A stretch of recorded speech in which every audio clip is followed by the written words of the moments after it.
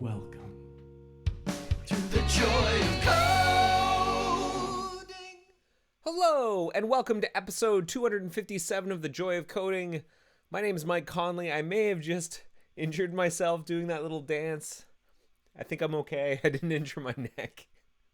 I should probably stretch and work out a bit more. Soon. Hey everyone, welcome to episode 257 of The Joy of Coding. It's so good to have you here. Welcome. We're going to be hacking on some Firefox stuff today. Going to be digging into some panel and menu stuff. It's going to be great. Why delay? Let's get started. What's going on? Here's my screen. So, today is August 4th, 2021. Episode 257. A reminder for the folks who are new to the stream, no plan survives breakfast. I have a sense of what I want to do today. I kind of have an idea of what bug I want to tackle. And I might be able to do it in 2 minutes, or it might take the full hour and a half, or I might not be able to do it at all. It might get completely sidetracked or blocked or stumped, or who knows what'll happen. So, we'll take a look. And if we get it done really quickly, then we'll find another bug to work on. That's the name of the game. I haven't looked at the bug, pre-written the solution, anything like that. So we'll see how it goes. That's the first thing. The second thing is the agenda. So we're looking at this agenda right now. It's got all these handy links. It's great, and you should have a copy while you're at it. So if you check out the video description on YouTube, if you're watching this on YouTube, there'll be a link to the agenda there. If you're watching this on Twitch, well, I'm about to drop to you a link to the agenda, episode 257, in the Twitch chat, so hopefully you get a copy of this. And if you're watching this on Air Mozilla, it should be in the video description or video details. That's where you'll find the agenda. That's the first thing. The second thing, I want to point out, there is an episode guide. Maybe you've used the episode guide, maybe you haven't. Maybe this is your first time hearing about the episode guide. Well, guess what? There is an episode guide, and the episode guide is completely viewer-driven. For viewers of The Joy of Coding, and people who send in their notes about what happened during the episode, what were the topics I covered, what sort of things went on. And it's been a while since I've merged stuff in, so it's high time I do that, because I think I have a couple of patches in the queue, so I better do that right away before yeah, I've got 4 episodes in the hopper, so let's not delay and let's get those in right now. So thank you to Smurf D, a prolific contributor to the Joy of Coding episode guide, and we can see how I'm going to review these right now. So Smurf D is adding episode 252 and 253. Episode 252 did occur on June 16th. That is correct. And let's see here. Those look like the right links. It was a palindrome episode. Wow, man, that blast from the past. Also, this bug that I worked on back then is related to what we're working on today. Yeah, I updated to Sublime Text v4. We're looking into Free Music Archive. I actually ended up getting dinged using some of that Free Music Archive music. I thought I could just use it, but it turns out that Google or YouTube identifies it as maybe it was used as a sample in some copyrighted work, but basically they're like, hey, you can't monetize this video. Not that I monetize these videos. I do not monetize these videos. Even if you've been seeing ads, which I apologize for, I do not monetize these videos. But they said, hey, this is copyrighted music. Okay, so this agenda looks fine, or rather this episode guide looks fine. I think if I have one critique, it's that maybe some of these commands could be put inside of backticks. That makes them step out more. So I'm actually going to do that right now. I'm going to put in some backticks around these. And like this. And I think that's good. Add backticks around mercurial commands. Okay. And wait, where did those backticks go?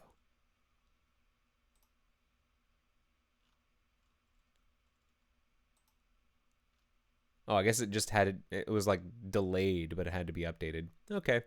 Episode 253 happened on June 23rd. That's correct. Those links look right. I should probably remove that. Like, is that still in here?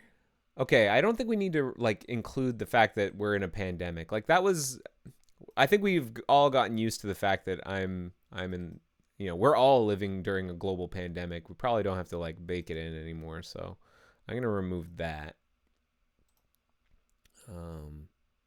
We don't need that for future Wait a second. That's episode 252. I screwed up, everyone. Leave page. I don't want to do that. I don't want to mess with that one. I want to mess with episode 253. So I'm zipping around a lot. I apologize. I'm super caffeinated. But I'm going to edit this file. So 253, we're going to remove this line. I was working on more Proton cleanup-y bugs. And I guess this renders okay. Like if you use a dash instead of a star for a sub-bullet, that works. Okay. Closing in on bug 2 million. Did we get there? I'm curious if we've gotten there. Not yet. Still a ways away, but we're getting there. No episode next week, and then all that looks good. So, minor updates, fiddlings. Nothing too descriptive, but that's okay. Normally I would have a very descriptive commit message, but this is for the episode guide, so we can be as sloppy as we want. And I'm being sloppy, but you know who's not being sloppy is Smurf D. Those are great episode guide entries. Thank you so much. Always thank your contributor. Thanks. And I really appreciate those. In fact, there's even more. There's episodes 254 and 255. We're coming at it right now with these two episodes. Let's take a quick peek. July 7th was episode 254. That's correct. Those links look right. I'm going to remove those pandemic edition lines. We don't need those anymore.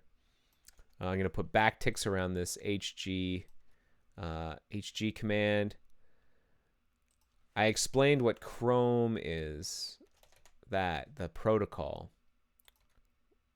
And then I rate the episode. That looks good. Add some fiddlings and backticks and such. Not the greatest commit message I ever wrote, but again, this is the episode guide. It's our world. And that was on July 7th. On July 14th was episode 255. That looks right. This looks right. I'm going to remove the pandemic edition thing. We are fully baked into this pandemic edition. We found out about the number 255 is a very special number in computing because it's the highest integer value you can represent with a single byte using binary. Let's see. That's an unsigned unless it's signed, and then you can only do 128, I guess, or 127.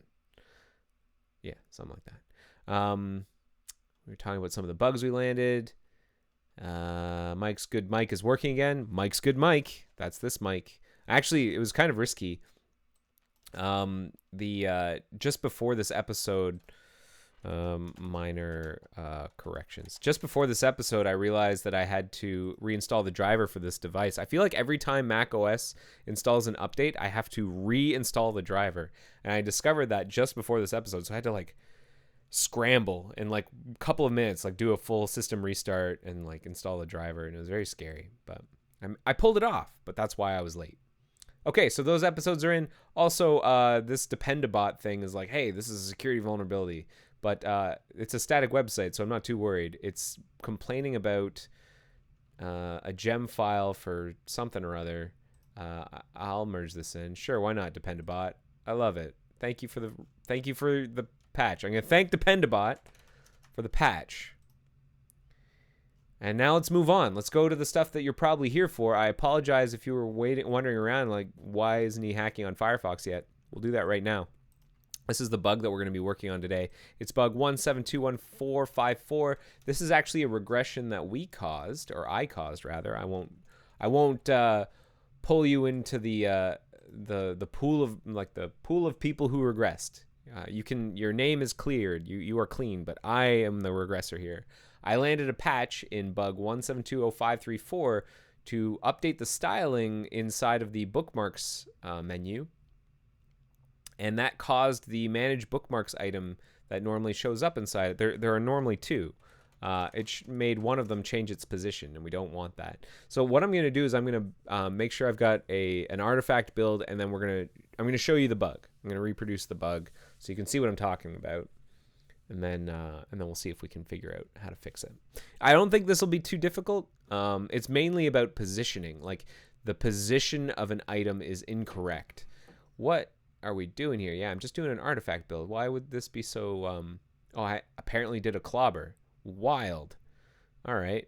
Well, I didn't realize I needed to clobber. But we're doing a quick artifact clobber. This shouldn't take too long. Configure's done. We're going to pull down all these artifacts or something. Configure. Oh, doesn't like it. What's going on? Oh, because I said mock build faster. No, just mock build. So if you do a clobber and try and just to do mock build faster, I think it doesn't like it. Maybe I'm wrong about that, but it was very upset about this just now. I'm going to do normal mock build. And because I've set myself up in artifact mode, that's going to go ahead and download those artifacts. I would have thought that mock build faster would have done it, but it would be nice. Okay, Smurfd writes in the Twitch chat, it would be not so nice if things go wrong if you took account of everyone in chat and said, we did this.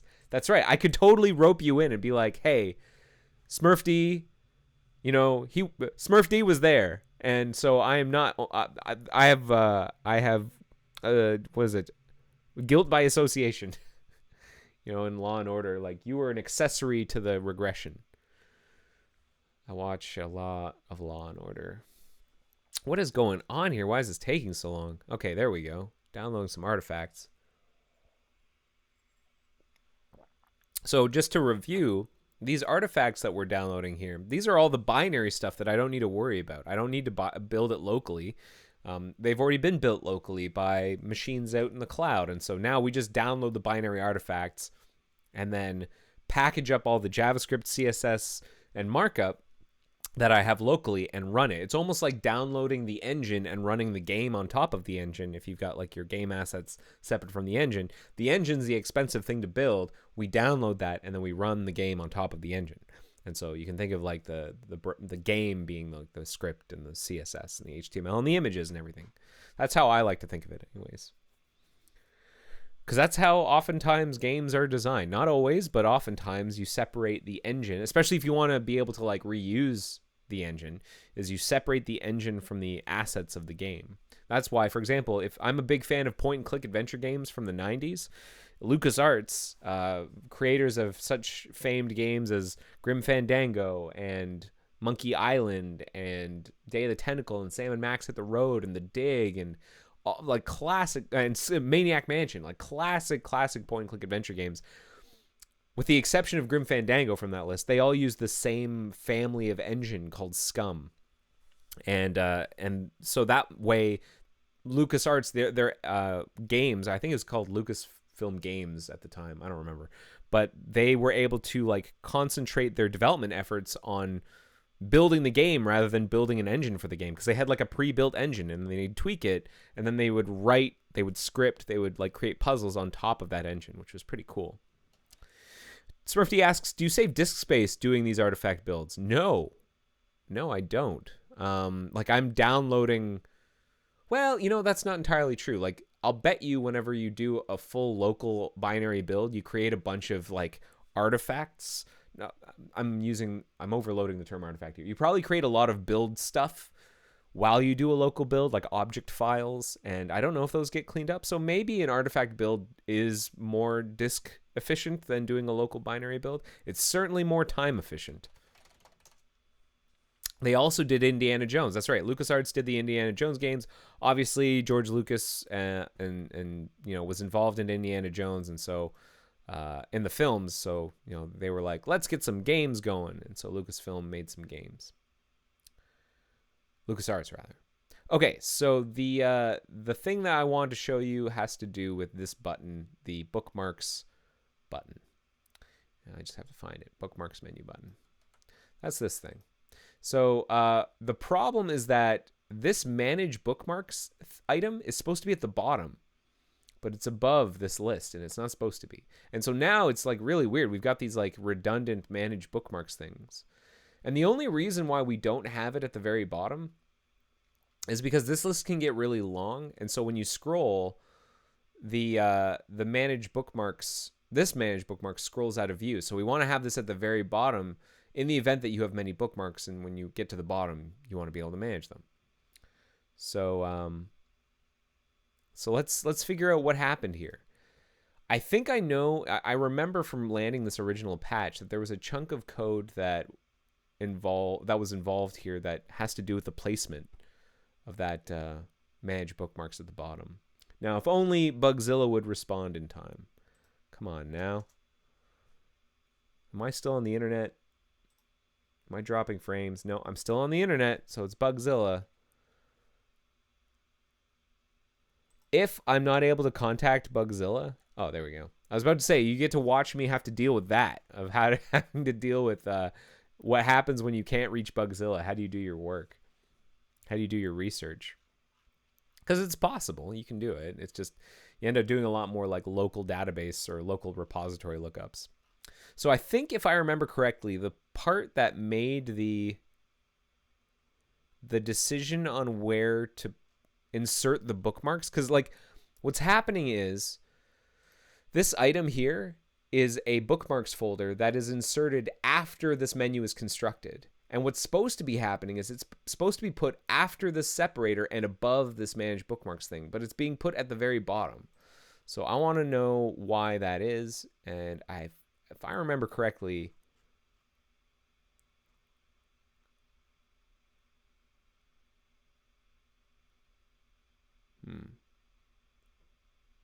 yeah, it's supposed to go above here. And we removed this subview button thing.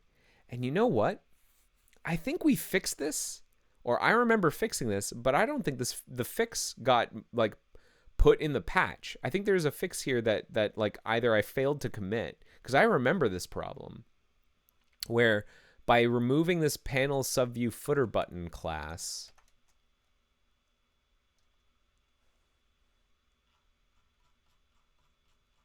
I ended up confusing things. This also gets rid of some dead CSS. So like panel subview footer button. Yeah, right here. There's this insertion point thing. And that class is no longer correct because we removed the class. We got rid of panel subview button.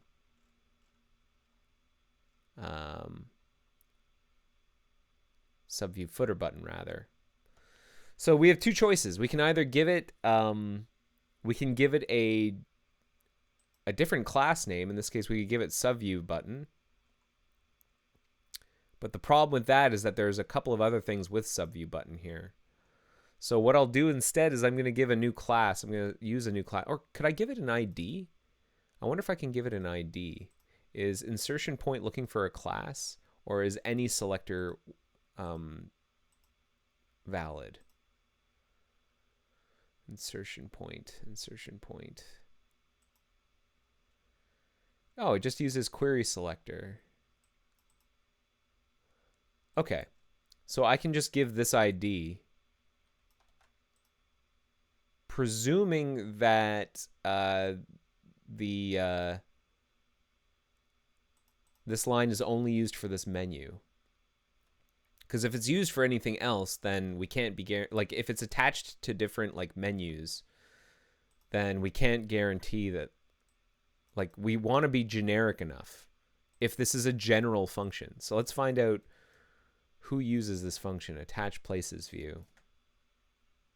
Okay, it's just the one place, and it is for this. So we don't have to be super generic.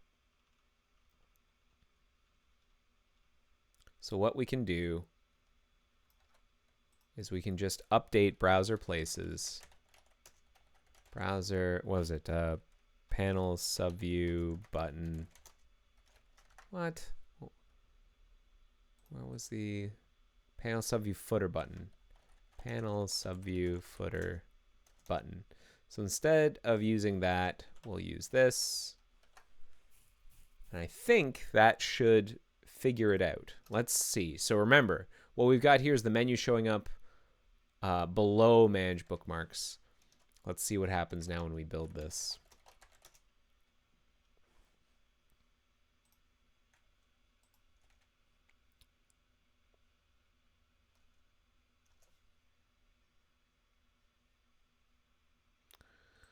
Huzzah! That's exactly what we wanted.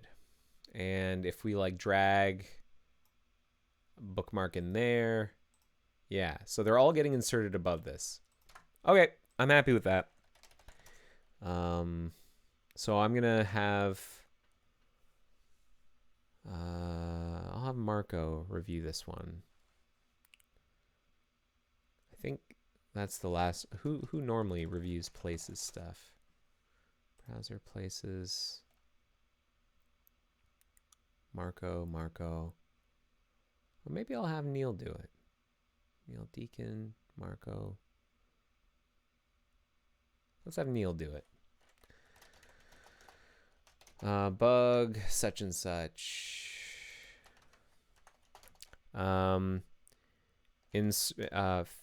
Insert bookmarks before manage bookmarks. Bottom manage bookmarks. In bookmarks menu button.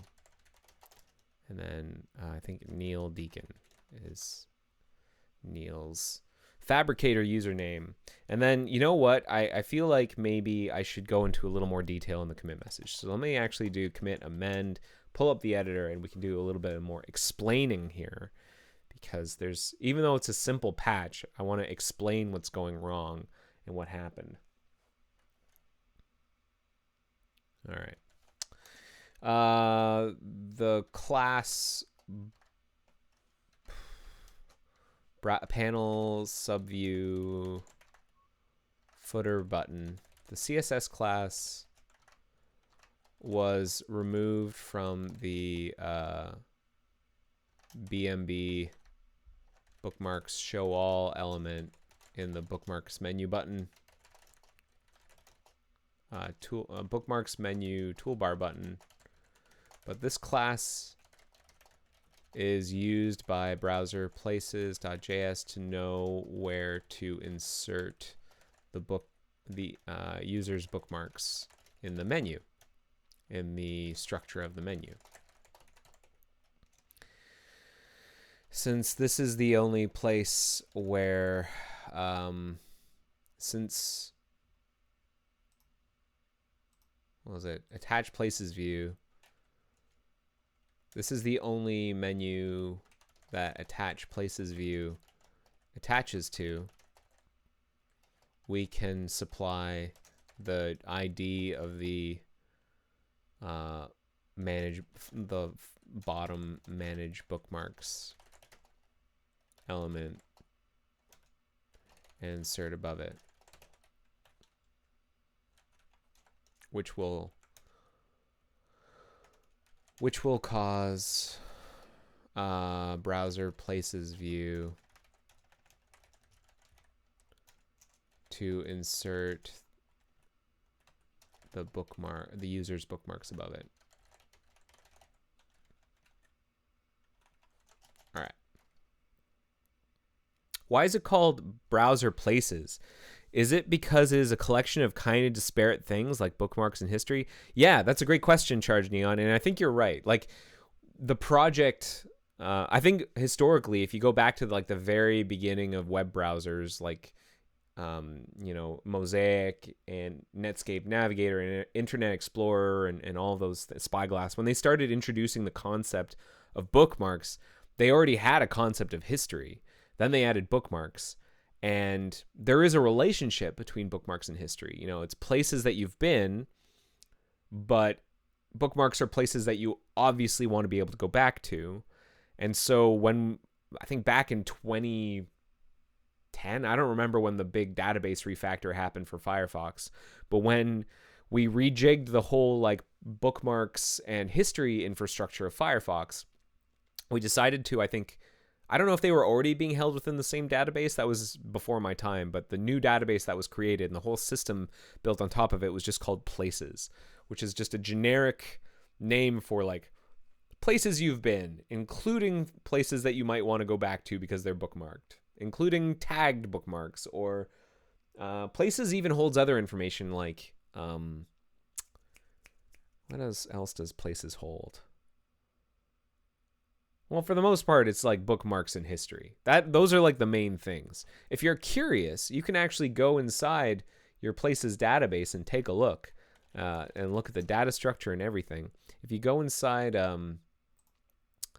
your troubleshooting information and you find your profile folder, inside here you'll find places.sqlite, and that is an SQLite database that contains your bookmarks in history and all sorts of things.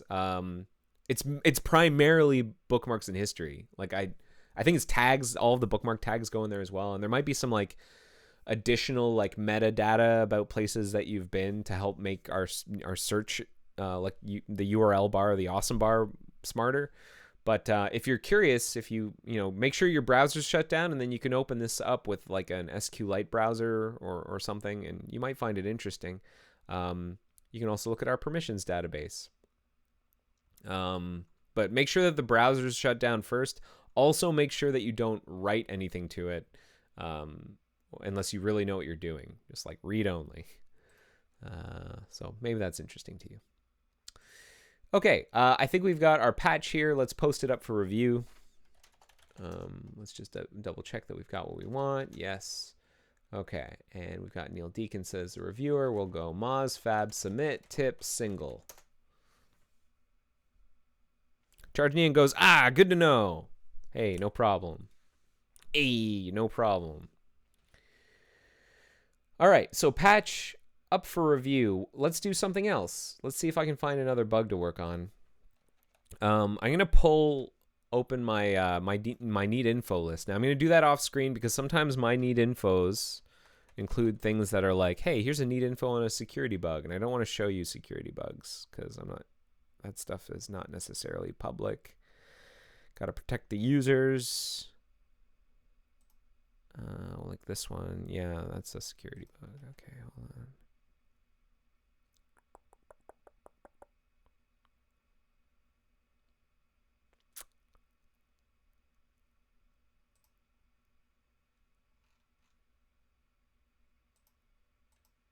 Well, I've got a couple of need infos I could try and answer. Here's one.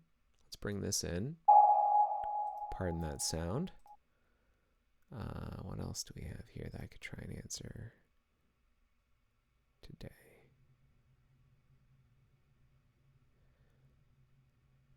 This isn't a security bug, is it? Okay, we can bring this in and take a look at this. Again, pardon that sound. And then this one. Yeah, let's look at this one too. This is recent. Okay. So these are the three we can start looking at.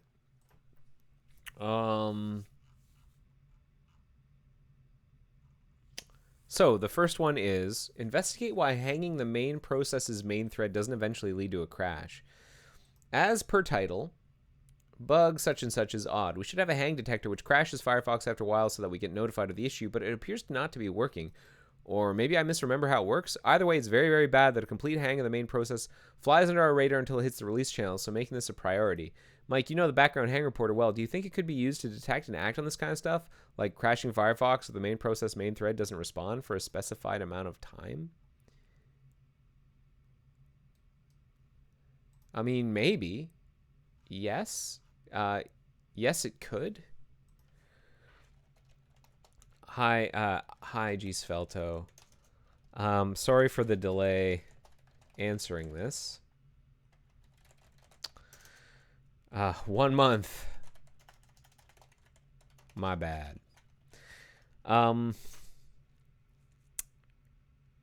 In theory, yes, BHR could do this because it's already doing the work of noticing when a thread is hanging and then making a decision on what, and then making decisions on what to do with that thread.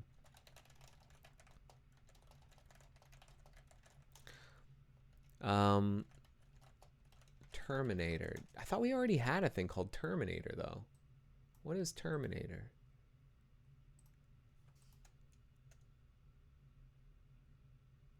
Oh, terminator is for shutdown hangs.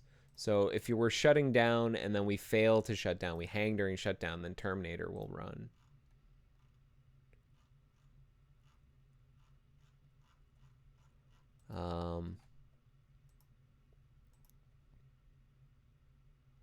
It does. BHR is supposed to be somewhat passive. However, it records, it observes and reports, but doesn't otherwise manipulate the hanging threads. So background hang reporter. If you're not sure what it is, this is a thing that we use to like background hang monitor. Yeah, here we go. It is a tool that we use to learn about hangs that are happening out in the wild, and we submit data about hangs via telemetry. And this only, I think, is enabled on nightly. Didn't know Mike was streaming from a submarine. Does it sound like a submarine in here? I did something turn on that made it sound like a submarine, or is my microphone broken? Let me know. The background hang monitor, this is like the main thing, and the way it works, global object that manages all instances of the background hang thread. And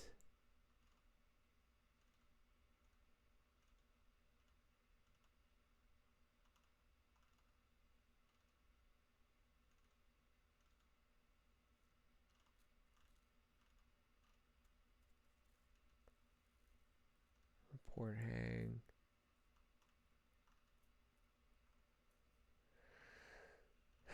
So this is the monitoring thread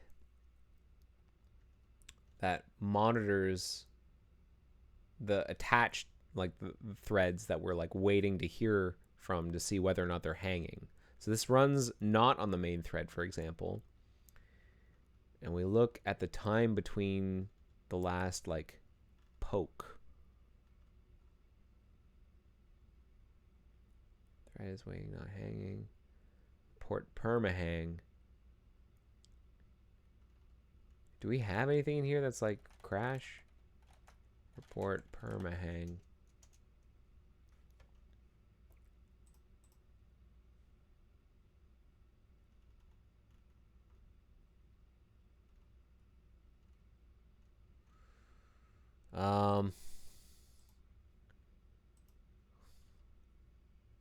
No, I can't. I don't think. Let's see.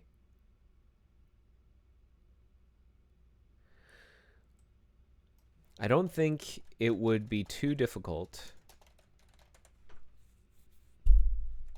to have some kind of main thread hang threshold after which we intentionally crash that thread, crash the browser. If we wanted to go that route, we just need, I think we need to decide what that threshold is. The rest is it would be pretty straightforward.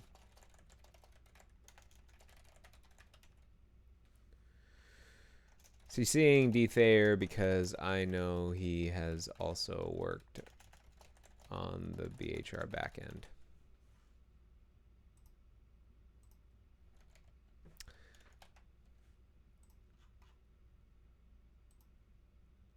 Okay, so we answered that need info. Let's move on. Charge Neon says it was a sonar noise from my notifications. Oh, right, yeah. Apologize. So that sonar noise is because of this tool I have called, I think, Spin Doctor. And what it does is it records, it plays a sound whenever the browser is likely to show a tab switch spinner. And currently that occurs whenever you are doing like tab tear in and tear out. Like if I do a tab tear out, I'm pretty sure that's going to cause, well, how about a tab tear in? maybe it's across screens where like we increase the likelihood. Oh, there it is. Yeah, we increase the likelihood of creating a tab switch spinner. So that's just my way of recording and noting what behaviors cause tab switch spinners to appear. All right, let's move on to the next thing. This is a test. Test clone element visually no suspend fails due to broken promise wait for condition check.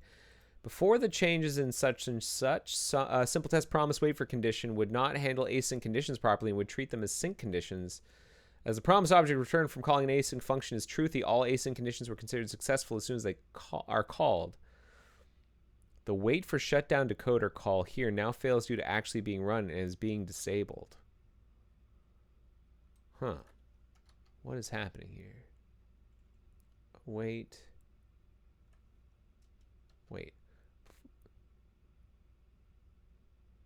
Would not handle async conditions properly and would treat them as sync conditions. As the promise object returned from calling an async function is truthy, all async conditions were considered successful as soon as they are called. The wait for shutdown decoder call now fails due to actually being run and is being disabled. Fails. So has this test been disabled?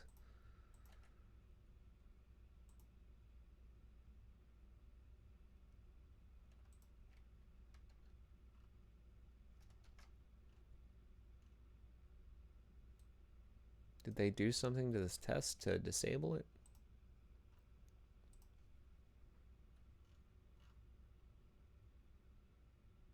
Oh. Fix me. Previously promised wait for condition wouldn't await on async functions. So the condition would always immediately resolve as true.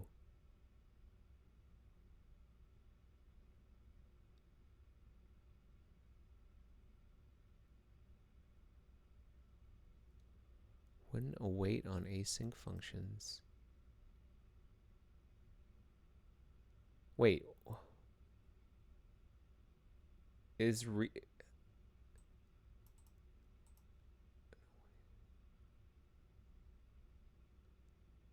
Promise wait for condition. Well, I guess let's see what happens when we run this test, I guess, and try and observe the behavior, because I don't really understand. Clone element visually helpers.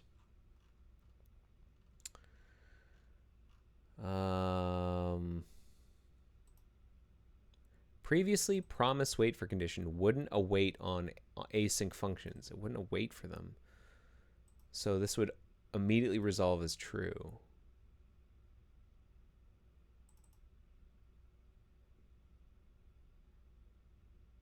Promise wait for condition.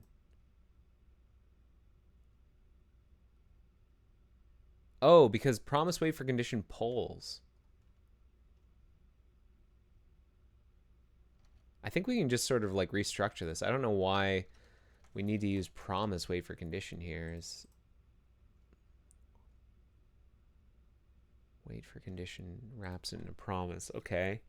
It's like, can we just like return promise wait for condition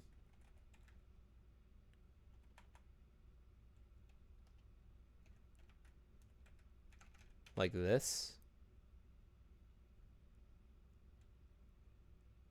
That should work. So let's see what happens whenever I just like, let's put this back. Let's run a test that uses this. Ensure video suspendable, which is in, who uses ensure video suspendable? Okay. Test clone element visually no suspend. Okay. Let's run that test.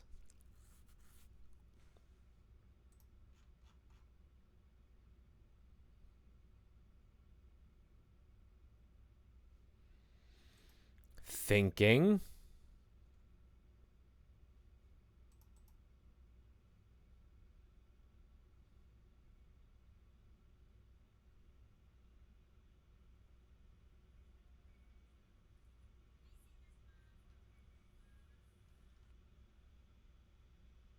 All right, well, it passed.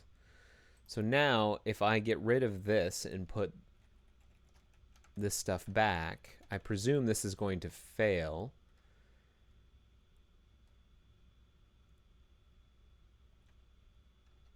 Right?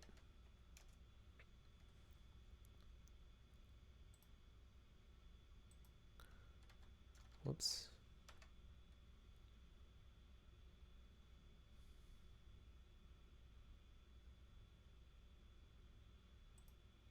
Can't access property includes. Reader data is undefined. Wrap video. Fatal error.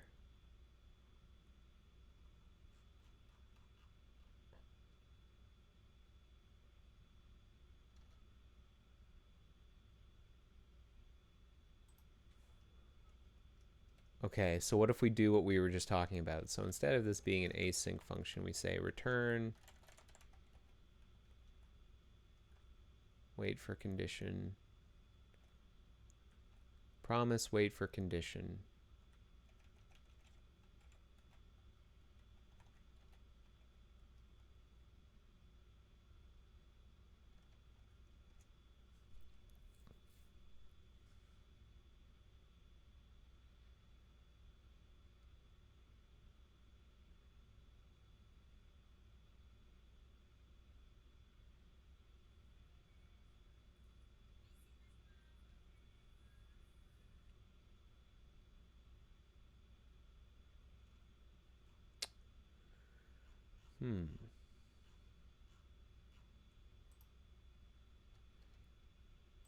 I wonder if that's okay. Like if we only want to run that if, I guess reader data can sometimes be like empty.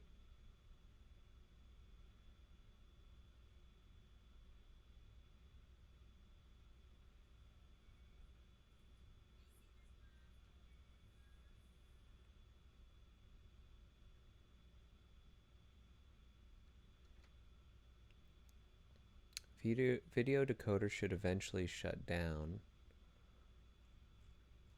Failed. And it's still, oh wait, no, here we go.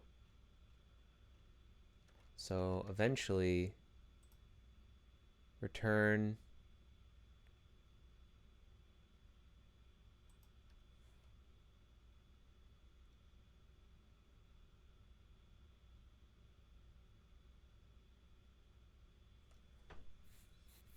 promise wait for condition. I've never used promise wait for condition. So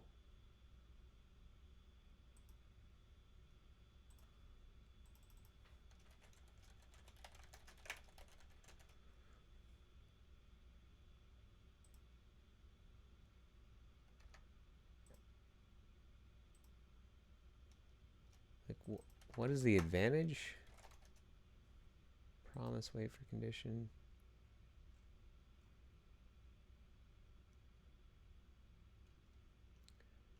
I'm gonna use something different. I'm gonna use something I understand better. Test utils, wait for condition, return.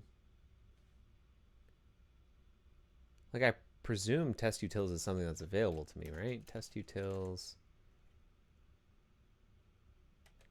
JSM. Do we ever use them inside test utils? Do we ever use them inside of Moki tests? Raw Moki tests?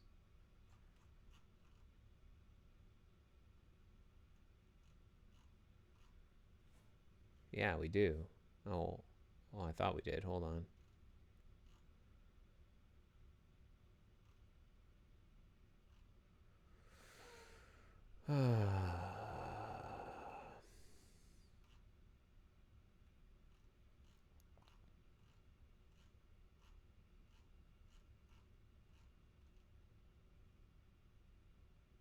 Unit tests.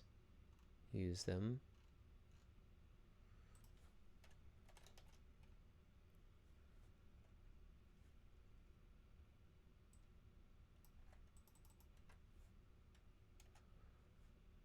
Yeah, here's a Moki test that uses it. Okay. So clone element visually underscore helpers. Clone element visually underscore helpers, which is used by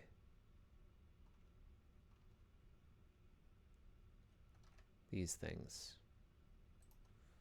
And is there like a way I can ensure that I've got the other stuff?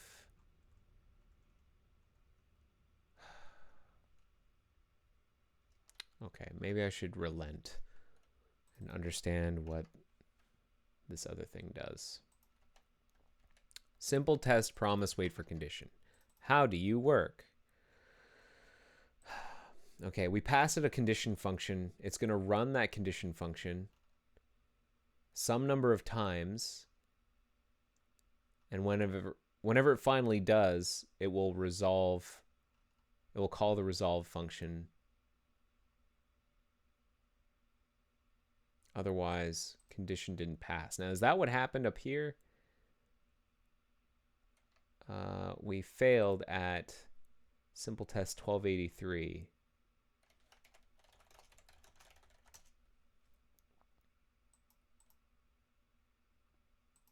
Uh, 1283. Oh, this is the implementation of promise wait for condition. Okay. And it is an async function.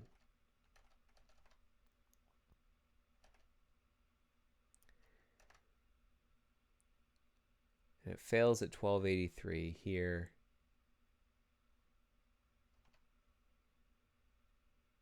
Because 417.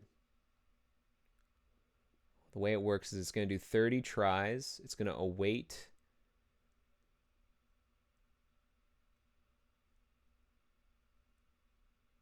some condition.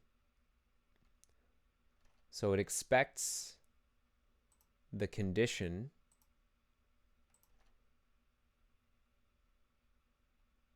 to resolve with either some truthy or falsy value.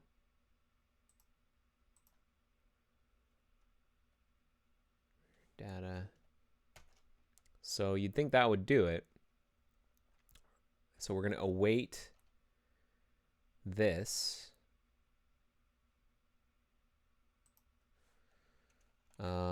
Let's actually log it. Dump reader data.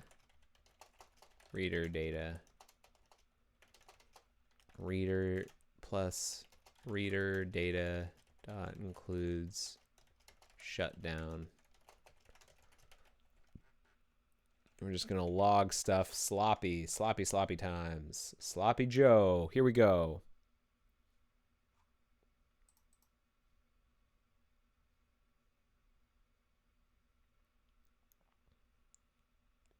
Okay, undefined. And so it eventually just fails.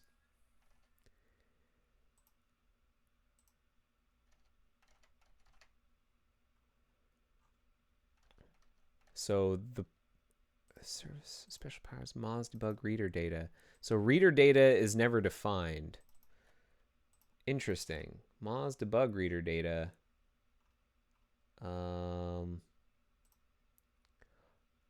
Oh. Oh, you fool, Mike. This is a function. Maybe this never worked. Let's see who's using it.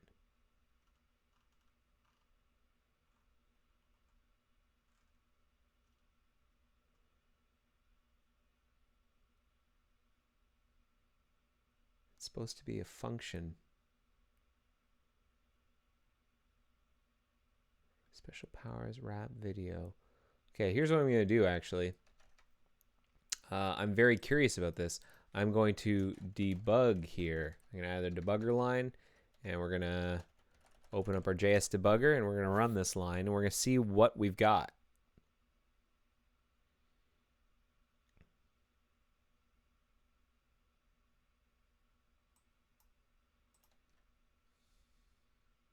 Okay.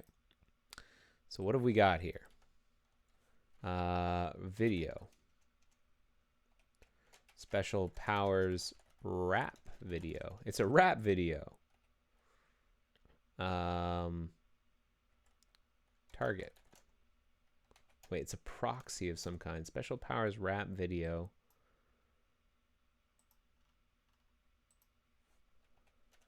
Moz debug reader data. Aha. It's not a function. So what is it? It's this proxy. And there's this target. And this handler. I don't know what this thing is. Video. What is the video itself?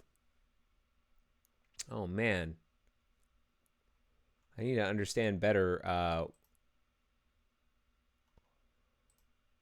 what we've got here. Video. Pause. Wait for shutdown decoder. If I go back up here, what's the video? Hang on. I need to go up. Man. Let me go up. The call stack. No. All right. This is not working out. Okay, so wait for shutdown decoder is this test that we're running inside of who's using it? Shutdown decoder is called by ensure video suspendable. Ensure video suspendable is called by no suspend. So what I'm going to do is I'm going to set a breakpoint at the beginning of this test. No suspend.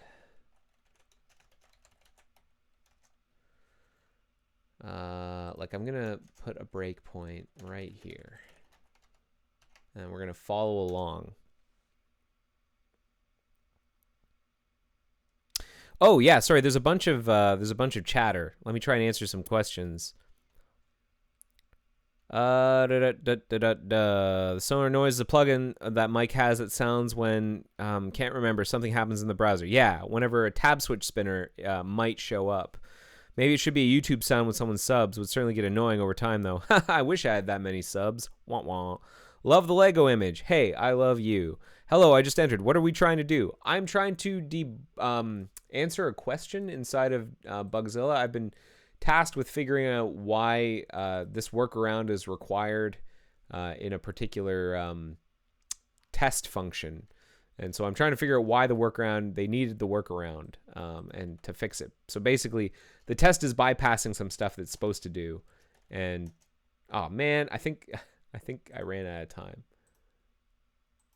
Let's try this again.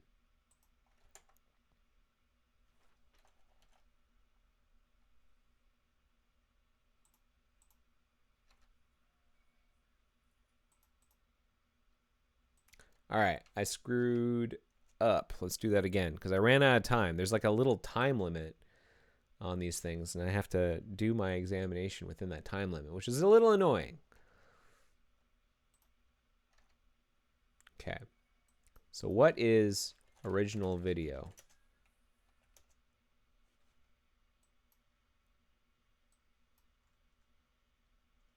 What? I thought I was at a debugger statement. What is going on?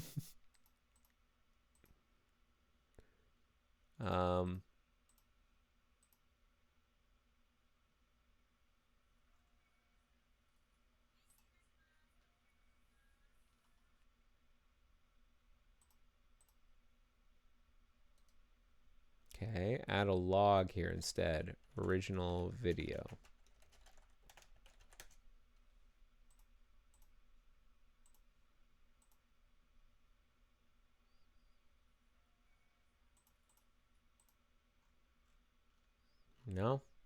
No, hates it. It hates it.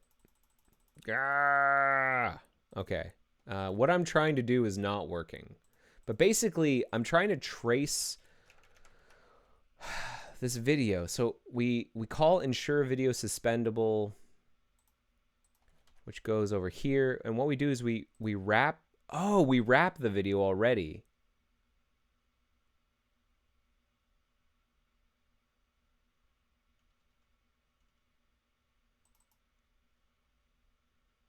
And then we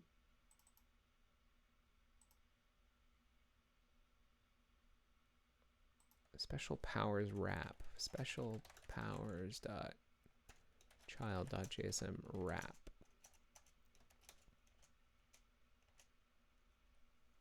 Privileged object wrapping. Wrap.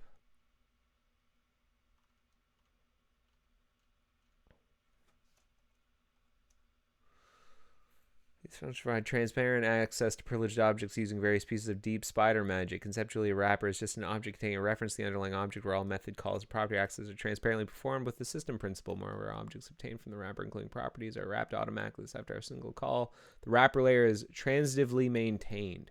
So we don't actually need to rewrap it once it goes through here because it's already been wrapped. So,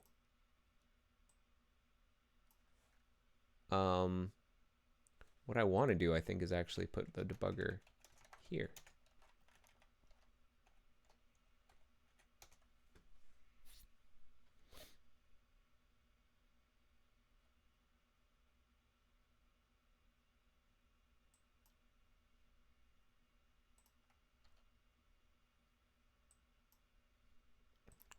What is video? Okay, it's a wrapper. And Moz debug reader data is undefined. Video.play is a function. Pause is another function. So how do I access these things? Moz debug reader data.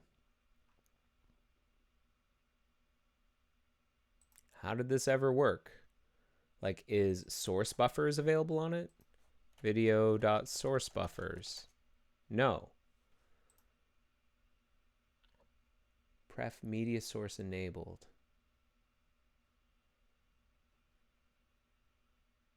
Is type supported? All of these things don't work. Let's find an example of them being used in a test. Another test. Yeah, test media source. Media source.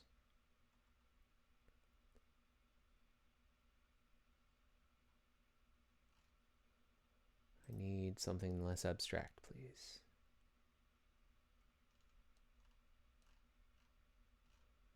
Well, first of all, is this preference, like there's a preference there for this interface. What was it? Media source.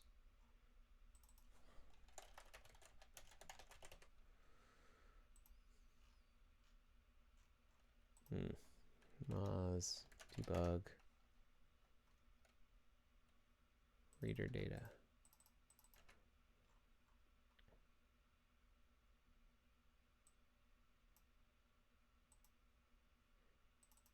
Yeah, like who uses that? Set live sequel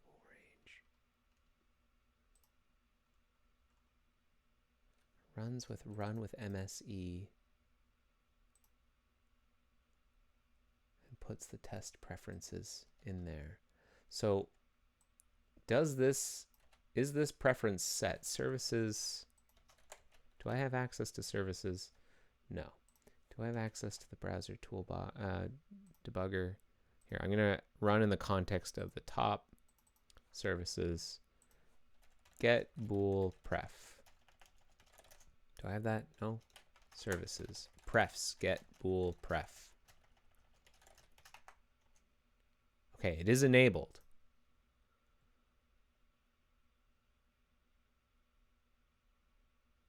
So you'd think I'd be able to get at it.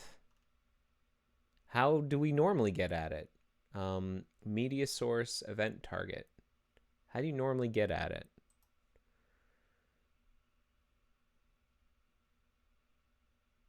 call ms is new media source. Create an object URL of the media source.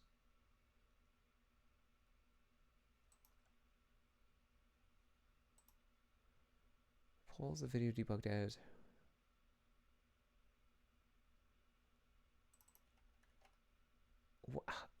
How did this used to work? How did this used to work? Did I write this? I wrote this. Incredible. Maybe when I wrote this, this was more available. Moz debug reader data. Let's see whenever I wrote this. I first landed this here. Let's look at the log. And then let's annotate. Or browse, rather. Let's browse the tree at this point, because I want to know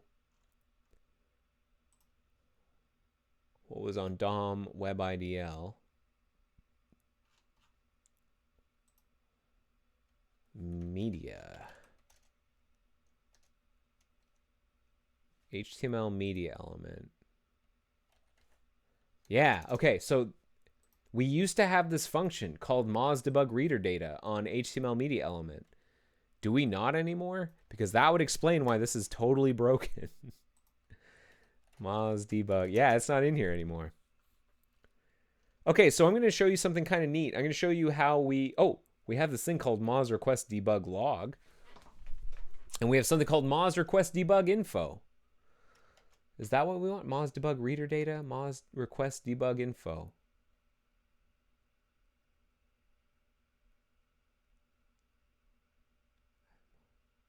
So let's try and figure out when this changed. I'm going to show you something really neat that you can do with HGWeb. So what I'm looking at right now is a snapshot of the source tree back whenever I first introduced that test function and when Moz debug reader data existed. Now what I'm going to do is I'm going to, in HGWeb, I'm going to highlight these two lines and say like, hey, show me changes to these lines going forward in time. And Mercurial will tell me, hey, around in May of 2019, Tarek Zayadeh, I never knew how to pronounce that fellow's last name. I apologize. Replaced Moz request debug info or Moz debug reader data with Moz request debug info. So let's see that entire diff. Oh, wait, hold on. And then later on, that was backed out. And then it was put back again. So let's take a look at this diff. So something that was using Moz debug reader data stopped using it, and instead, presumably,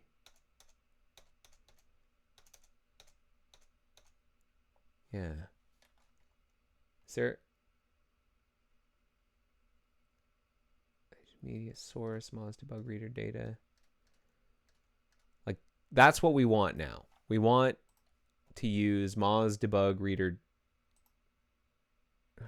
What do we want to use? What did I can't remember. All right, media element, HTML media element dot WebIDL, request debug info.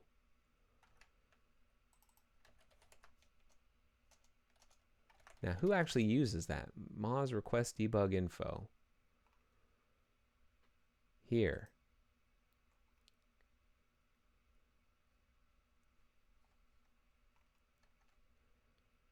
And what it's looking for is shutdown.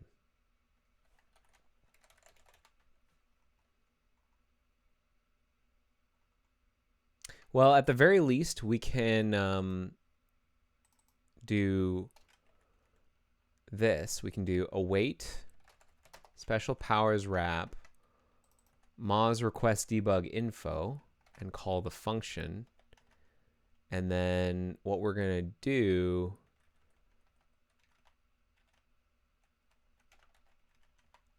is start logging that stuff, I guess.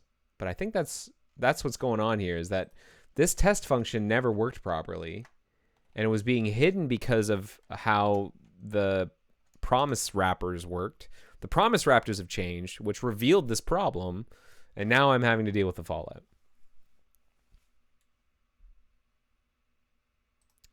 Okay. So what is reader data? Reader data is what?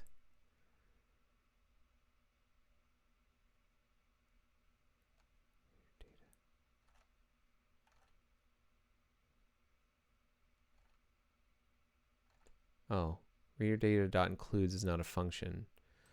Okay, so let's just print out what reader data is. What's it? I mean, I should be able to infer what it's supposed to be. It's a HTML media element debug info object, which is a what? It is a dict that has dropped frames, EME info, and media decoder debug info, which is, oh boy,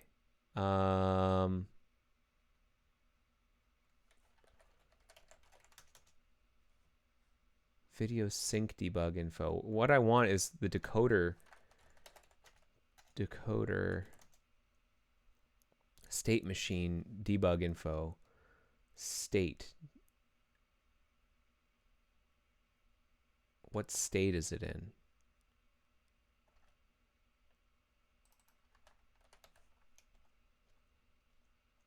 State machine media decoder debug info, which is off of decoder. So what I'm going to do is I'm going to say, hey, what's that? JSON stringify this. I'm definitely going to want someone from the media team to review what I'm doing here, because I'm really just guessing.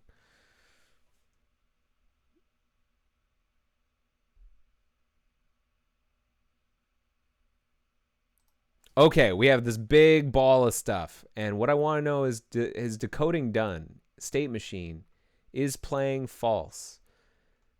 State is pre-rolling, video completed, video request status idle, video sync finished false. What I'm looking for, I guess, is decoder shutdown. And when would that pulls the video debug data as a hack way of knowing when the decoders have shut down? How do I know when the decoders have shut down? Why do I even want that? Hiding and pausing the video causes the video to suspend and make dormant its decoders, respectively. Did I write this stuff? I don't remember half of this stuff. Yeah. I wrote this stuff. Damn it. Apologies for swearing. Hiding and pausing the video causes the video to suspend and make dormant its decoders. So pause the video and wait for the decoder to shut down. How do we know when the decoder is shut down? Audio decoder name. Shutdown. That's interesting.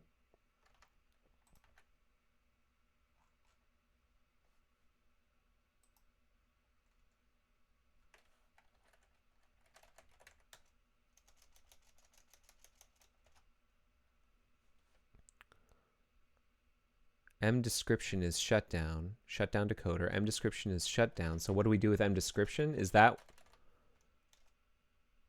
description? Get the audio info. The audio decoder name becomes shutdown. Okay, we can use that. So if I get the reader data decoder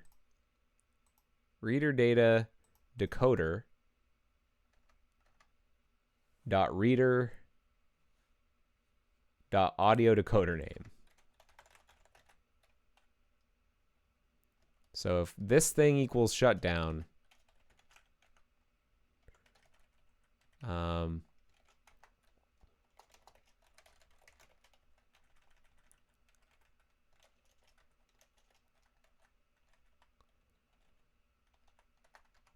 let's see what happens. But you wrote it 2 years ago. It would be impressive if you remembered it. Yeah, Yeah, I wrote it a bunch, like a bunch of years ago, to power a bunch of picture-in-picture stuff, to make the tests more reliable. And hey, all right. I guess that works. Now, it's possible that I don't need all that stuff. Pulls the video debug data as a hacky way of knowing when the decoders have shut down.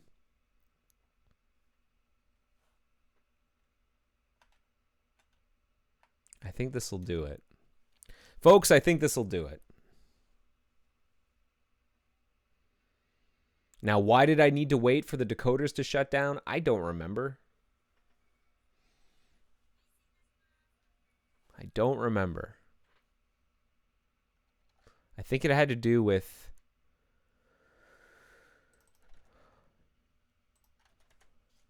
tests that cloning a video prevents the decoder from being suspended if the original video stops being visible. Aha! Right. I remember now.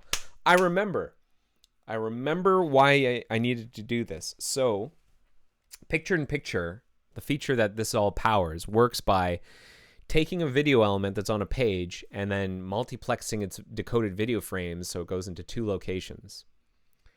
And so it's not like just repositioning the frames. It's actually forking the frames. And we throw away the ones that go to the... Long story short, we split the frames. We fork the frames. And there was a bug in the original... in like one of the earlier versions where if the video would go off screen, we had this optimization where the decoder would notice that the video was off screen and would disable the video decoder because you can't see the video anymore, and so because it's no longer visible, so it would disable the video decoder, and that would cause the picture-in-picture player window to just stop, like effectively look like it was stuck. And so that's what this test was about. It was about making sure that both the video is suspendable, such that hiding the video would cause it to suspend, and then make it so that when we are doing that forking, that we do not suspend the video. That's what this is for. I remember now. Oh man. Thank you, comments. Comments about what your test is testing help a lot. This is from 2 years ago, but I remember now. Okay, so I think I figured it out. And polls the video debug data. I wonder if I still... like... yeah, I think that's the best way of doing it still. I can't think of a better way of knowing when the decoders have shut down. Shut down. Schedule update. Shutdown decoder. Yeah. I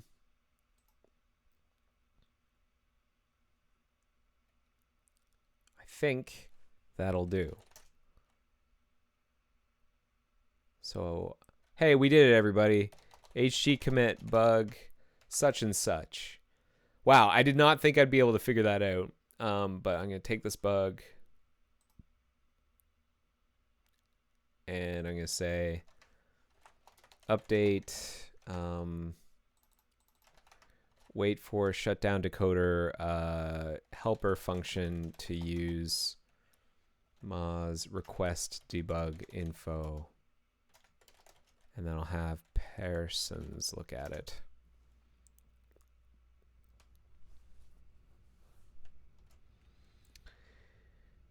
And maybe this is another opportunity for me to go into more detail in the commit message. So let me just update the commit message, add a little bit more. Wait for shutdown decoder was introduced in the original bug. When was this introduced?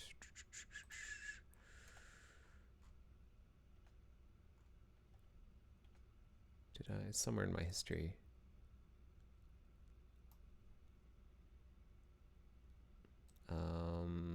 In bug the wait for shutdown decoder utility function was introduced. Test function, test helper function was introduced in bug 1521964. But because but when but the interface for the function that it was calling changed in that was calling, and the function that was calling was moz debug reader data changed in bug such and such. Where was that function? Here.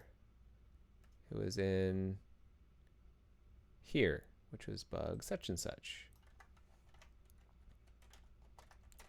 Due to the way the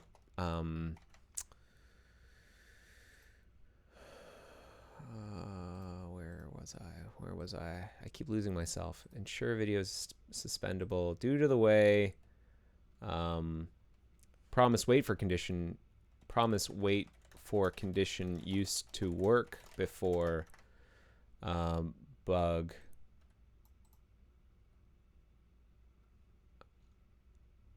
such and such.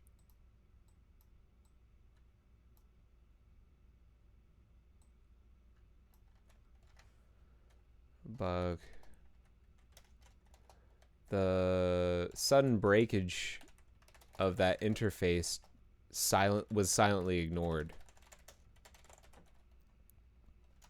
And this helper function stopped working without us knowing.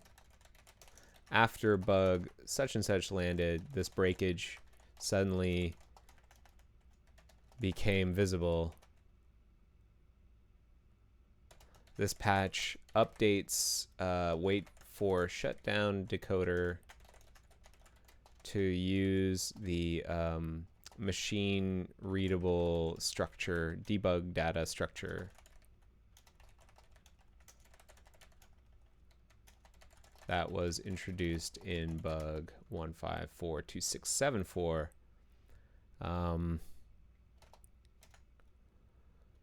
It's still a hacky way of determining when a video decoder has shut down, but I'm not aware of any other way of doing that. And this is just for testing, just for a test. Okay. Booyah! Hey, we figured a thing out. That was interesting. It was a trip down memory lane. You know, it wasn't a huge patch that we had to write, but like had to figure out a bunch there. And I guess yeah. I mean, we could make this. I mean, you could do it this way. I don't know why it's necessary. Like, why did I write it that way? Async and then await like. Just return. Why wrap it in yet another promise? So I'm just gonna do that. Why make it an async function? I got too wild.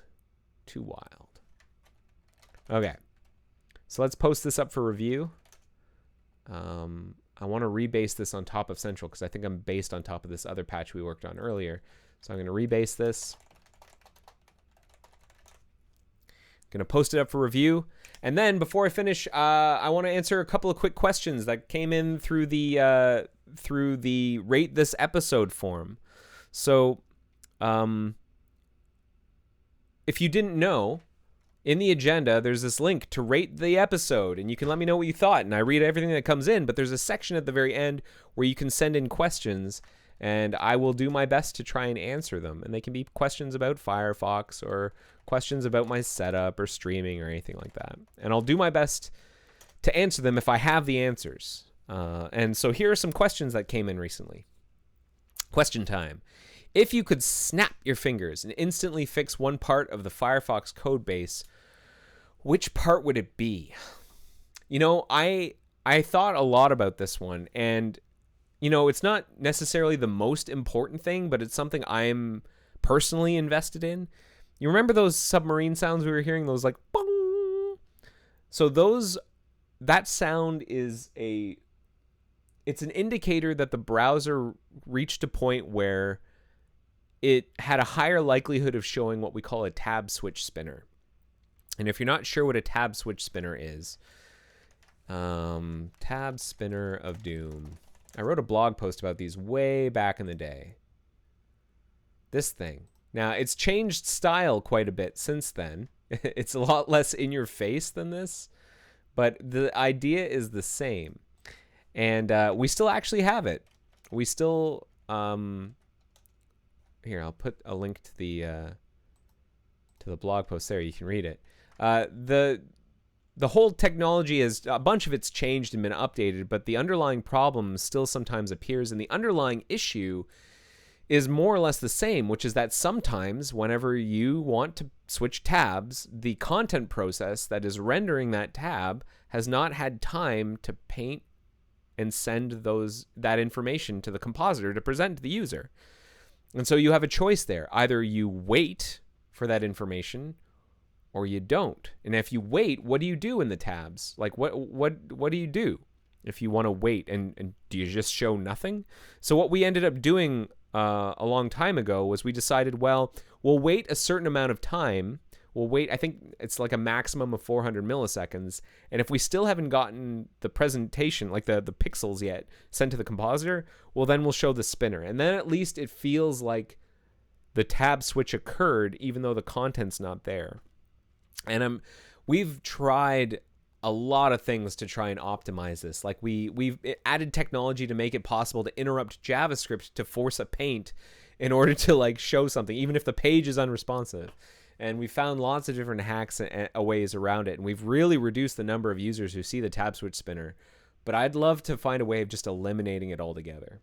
The way that I think other browsers deal with this is that instead of showing the spinner, they just show white. I think they just show blank, or maybe they show the background color. And that might be interesting to do. And I think there was something we explored where we were more aggressive about caching the previous contents of a tab if you had seen it before. But there are various like privacy and security things related there, and memory, because then we have to hold on to that stuff.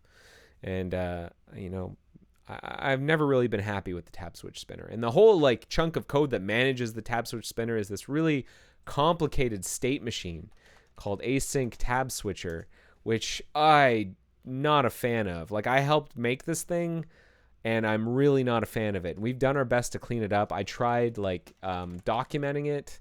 There's this documentation about the async tab switch spinner if you want to read it, to try and encourage people to find ways of cleaning it up. But documentation on async tab switcher. So if I could snap my fingers and fix one thing, that's my pet peeve. So hopefully that answers your question. You've been working remotely for over a year now. How's your work-life balance look like? Great question. My work-life balance is pretty good. I don't have to commute anymore. That's a bonus. Before I would have to I'd bike or I'd take transit to the office. And so that would take anywhere from 30 minutes to an hour, depending on traffic and weather and stuff. And now I wake up, I have a shower, I have breakfast, and I have a coffee, and then I come downstairs and I start working.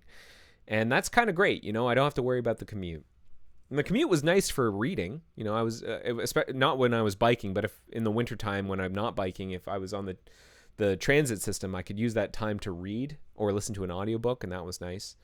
I also was probably more in shape because I was doing more biking, because I was biking to the office.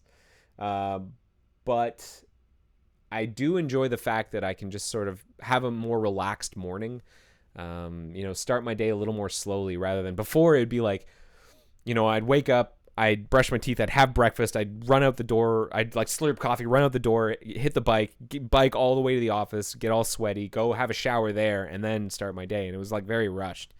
And now it's a little more relaxed. And then ending my day, I have to be really disciplined about. That's the risk of working from home. My partner and I are lucky. We don't have any children, and so we, that might affect working from home a lot. is having children. Maybe children you have to take to daycare or take to school or pick up from school. That might break up the day, but we don't have that. So one of the risks when you don't have that is that you just lose track of time and you just keep working, and that's not good either. If suddenly you look up and it's 8 o'clock at night and I'm still working, that's bad news. It's the sort of thing that happened to me in school. It's not good for you. So my work balance is pretty good. I have an alarm that goes off right around 5:30, and that's when I try and cut it. If I've got a couple of late meetings, I'll take them, but I'll wind down around then, and I'll cut it. Do you have strict or flexible working hours? Flexible working hours. So if I need to go and pick up groceries, and so I have to like follow up on my commitments. If I've agreed to be in a meeting, or if I've agreed to give someone something by a particular time, I have to abide by those commitments. But other than that, it's not like I have like a piece of. It's not like where they have like what do they call them? Auto proctors? What do they call them? Auto proctor. Proctoring software, like stuff that makes sure that you're there at your machine. Like, we don't have that, and that stuff's awful. And no one's sitting with a stopwatch making sure that I'm working like my full 8 hours of the day or anything. Like, I just get the job done, fulfill my promises. I pick work, I get the job done, and I work my fair share. I don't cheat the system, but the work flows around my life rather than my life flowing around my work. Was it hard for you to separate work from life with family? It can be, especially pre-pandemic. Again, we don't have children, so I can imagine it's a lot harder when you have children that, especially young children, they probably need more attention. They want to bust in. Older, I would imagine teenagers want nothing to do with you, so that might be easier. But you still have to like take them to things or do things with them, presumably. So was it hard for me? No, but it's probably a lot more challenging for other people, especially people who have children, or if they have other dependents on their family. Maybe they have an older relative living with them or something. I can imagine that's a lot harder. What are my hobbies?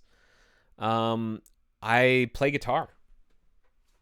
I have a guitar here. I play guitar.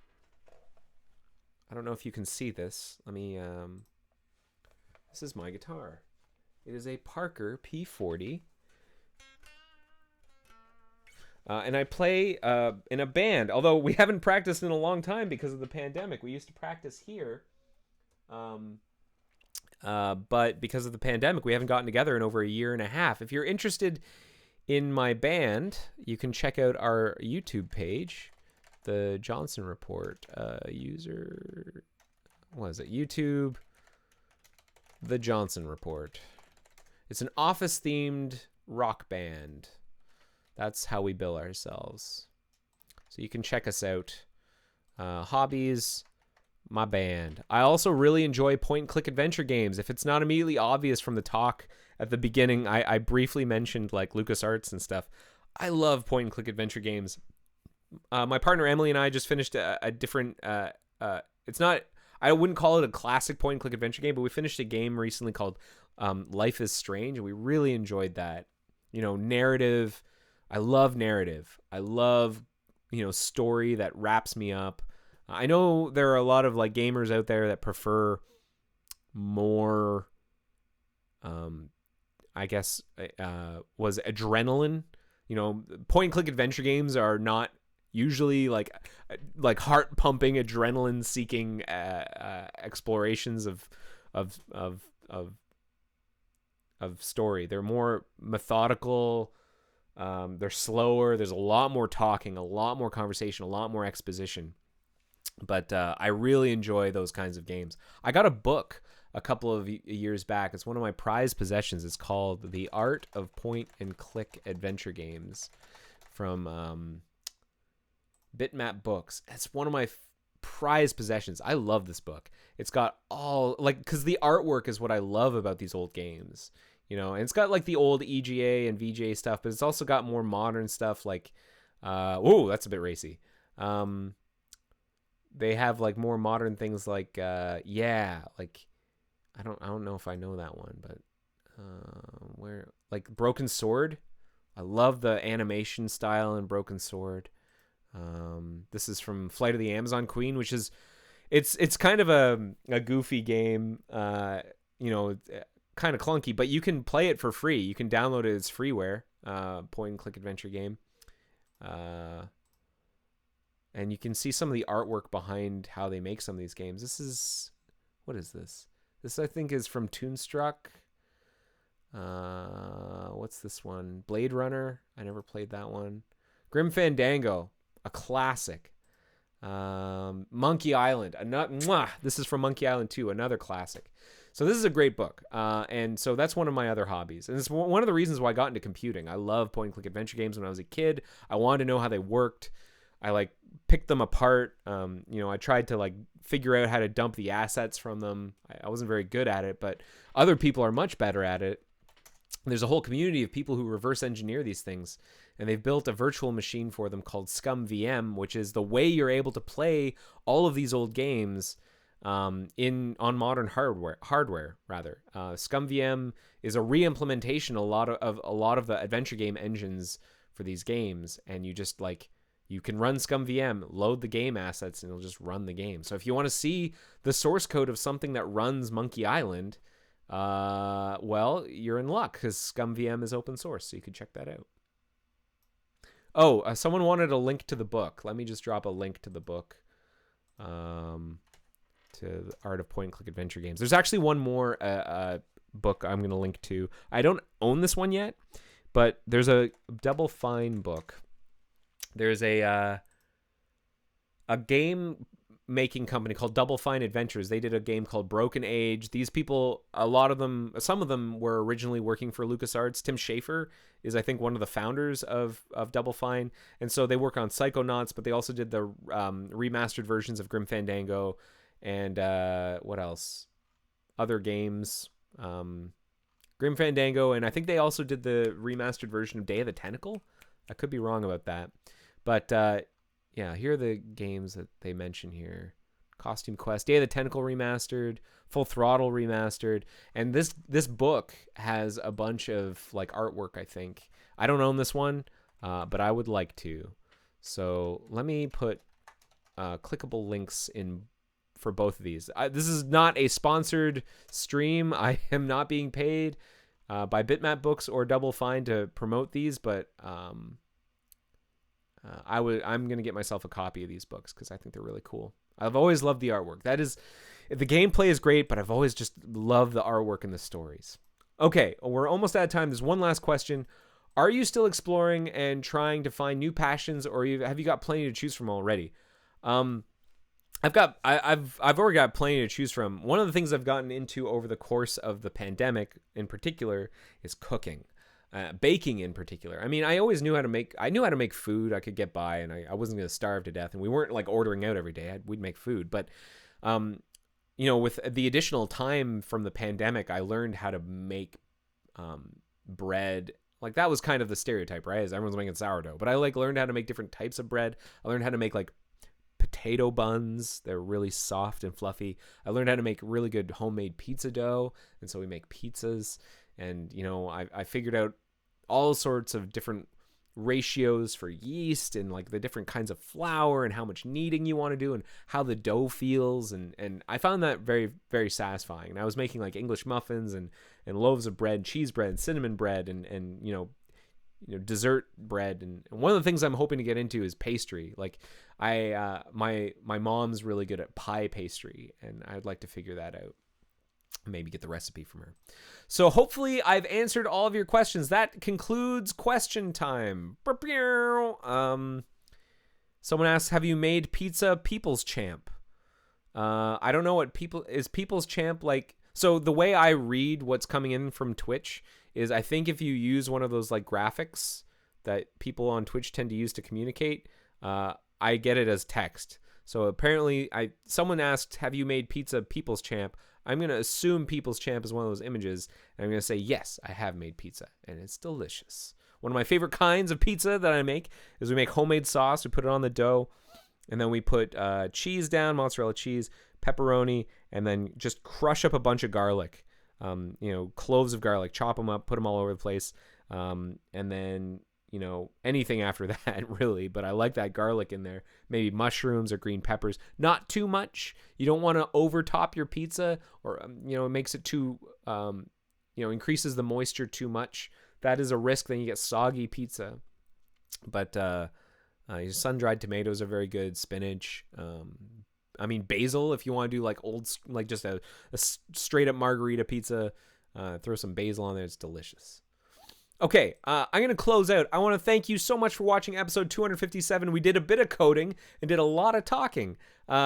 There's no episode next week. Sorry about that. I apologize.